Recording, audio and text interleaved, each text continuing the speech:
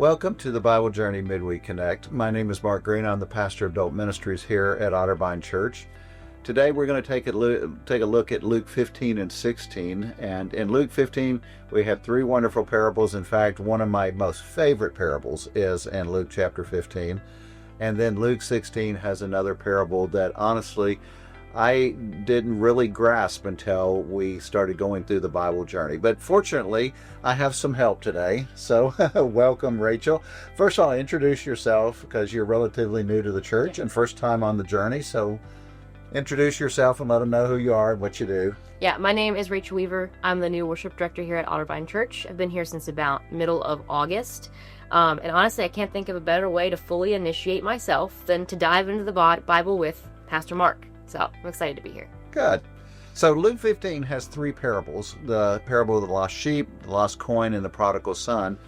And Jesus fortunately tells us the purpose of these parables in verses 1 and 2. I want to read these, and then if you would just give us an overview of all three parables, and then we're going to dive into the longest one, the parable of the prodigal son. So Luke 15 says, "Now the tax collectors and sinners were all drawing near to Jesus. And the Pharisees and the scribes grumbled, saying, 'This man receives sinners and eats with them.' So Jesus told some parables." So give us just sort of the big picture view here of all three parables, and then we'll dive into the prodigal son. Yeah, so I think the big overarching theme here is acceptance and being received back into a flock or a family, that type of thing. Yeah. So do you think there is a theological underpinning of all three of them? Like what? Well, I think we can look at us being received back into God's family. Yeah. So grace. Mm-hmm. Grace is, and I love the picture because the picture of coming home is a picture of grace. That's great. So let's get into the longest one, the prodigal son. So the younger son comes to dad and makes a request. It's not a good request. So what did he ask, and what did the Jewish audience hear when they heard this request? Well, I think if we look at it in a pretty blunt way, it's, "Hey, Dad, give me your inheritance as if you have died." Yeah. Which is pretty dark. But yeah. Very good, yeah. So the boy comes and asks Dad to give him his money because, "Hey, Dad, I wish you were dead." So what's he going to do with it then? What's his plan? Yeah, he's going to go run off. He's going to spend it on things he shouldn't spend it on and essentially dive into a pool of sin. Yep. Have you ever thought about, so let's assume the boy gets his money. He gets all his money. Why does he leave? Why doesn't he stay home and spend all of this money and all of this stuff? Why do you think he left? Well, I think it's funny that we're diving into this after we just talked about Jonah and how Jonah thought he could run away from God, right? Even though God is like the creator of the heavens and the earth and the sea. But I think the idea here is that we feel like when we sin, if we run further and further away, the farther we are from our accountability. Yeah. When in that case, like, it's not true. You're still, eventually it's all going to come to the surface, right? Indeed, yes. I love the word accountability. It's like, hey, around here people know me, and they're going to hold me accountable, so I'll go somewhere where they don't know me and won't hold me accountable.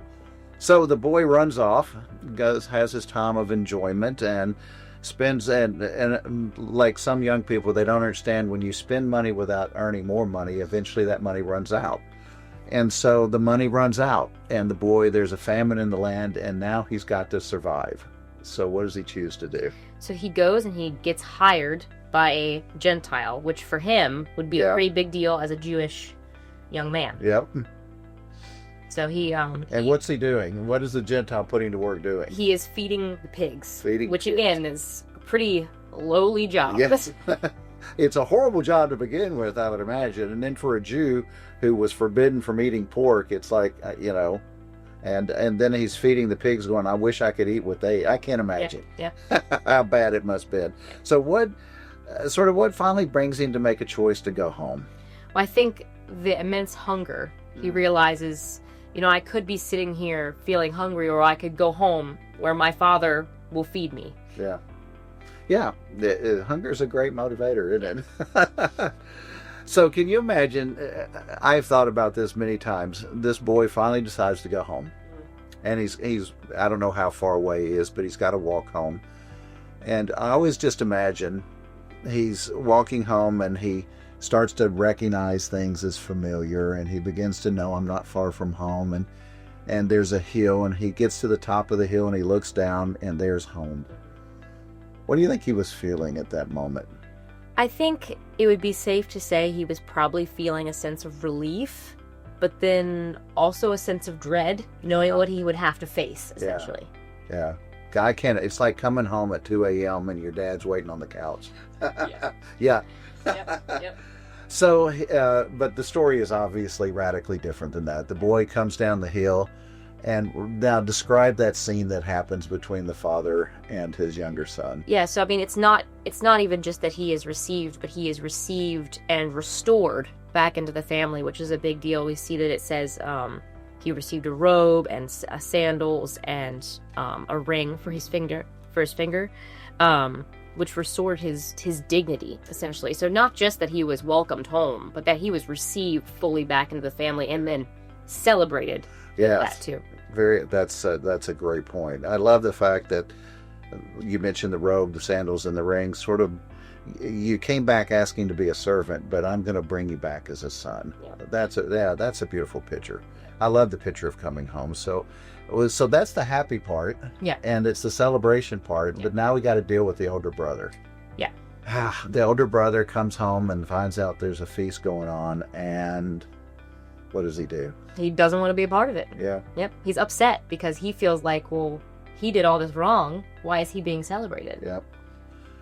Do you feel like the older son has a little bit of legitimacy to make this accusation? I hadn't thought about that till just now, but sorry about that. I think yes, because honestly, like I look at like the parable of the lost sheep, and I'm like, man, sometimes I'm just a part of the 99, and maybe that's a little bit sad, but it's not, because we were all the one at one point. We all needed to be reconciled for our sins, right?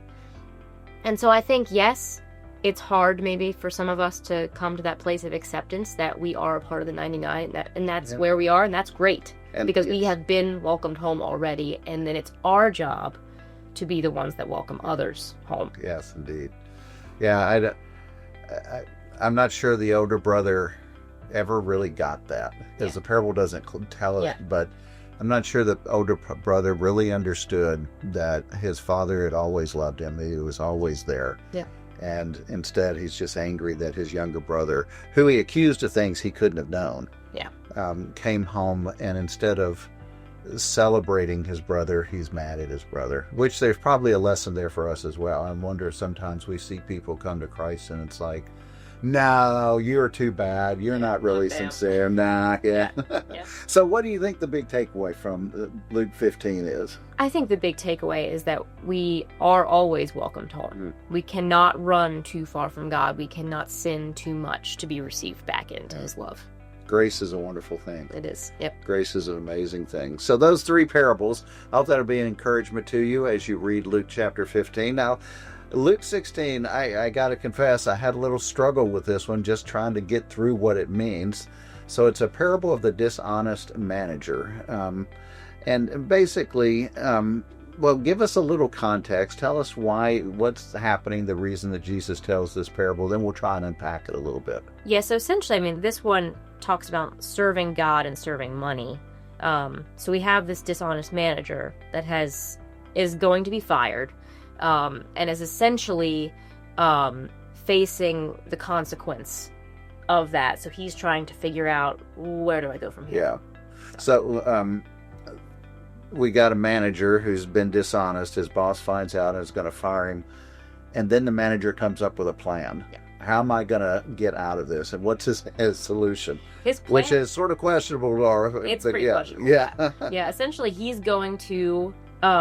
these debtors, these people that owe his manager money, and he's gonna say, like, I'm gonna cut your debt so that you will like me when I get fired, essentially. So he's cheating his master out of money. Yes, in order to find favor with those who owe the master money, thinking, hey, I might lose this job, but here I've got other opportunities. But yet, and this is the twist in the parable, how does the owner respond to the manager's actions? Well, that's a great question. He commended his dishonest manager for his shrewdness.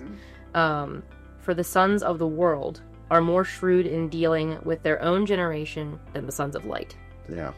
That's sort of hard to understand. Yes. So let's unpack that. Jesus is basically, I don't think he's saying that God is like the owner and we're like the managers. I think he's trying to get to this point of being discerning. Do you think that's what he's trying to get to? Or because he commends a dishonest manager for being dishonest. So how do we, I'm trying to struggle to find the lesson there. Yeah, I mean, I wonder if it's kind of like when you are dealing with somebody who you know is lying to you. So instead of calling them out for their lie, you instead maybe say like, okay, good job, and hope that maybe they're inspecting that a little bit more on the inside. I mean, he knows he's going to let him go anyways. So essentially maybe it's like hey, I really hope that you will inspect where your heart truly is. Yeah. Maybe realize that you are not doing so good as I'm saying that. Yeah. So I wonder, I appreciate the way you said that. I wonder if we could, if sort of the theme through it is the owner is trying to restore allegiance from the manager. Yeah. You have been dishonest, but I want you to demonstrate allegiance so that perhaps we can keep this relationship. Yeah. Interesting. That's an interesting parable. And then in verses 10 through 13, this seems to bring it home that Jesus says, one who is faithful in very little is also faithful in much. And the idea seems to be, God is saying to us, if I have your allegiance, I can entrust you with more. But if I don't have your allegiance, then I can't trust you with anything. Yeah. Is that sort of where we end up with that parable? Yeah. I mean, the last verse says it all. You cannot serve God and money. Yeah. So. Yeah. That sort of sums it up. Yep. So it's a question of allegiance. And are you going to be your allegiance to things and possessions or to Christ? Yeah. Wow. All right. So we have Luke 15, parable about coming home and about grace and about how God longs to welcome us home. Even the older son who maybe only ran away a few feet still gets to come home. Yeah. And then in chapter 16, Jesus is like, where's your allegiance? You can see how those sort of merge together. Yeah. Yeah. Well, before we wrap up, any other thoughts on those parables? Or no, this has been awesome just to dive into these. Yeah.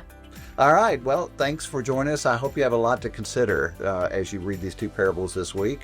And may you find great joy as you engage the journey of reading the Bible.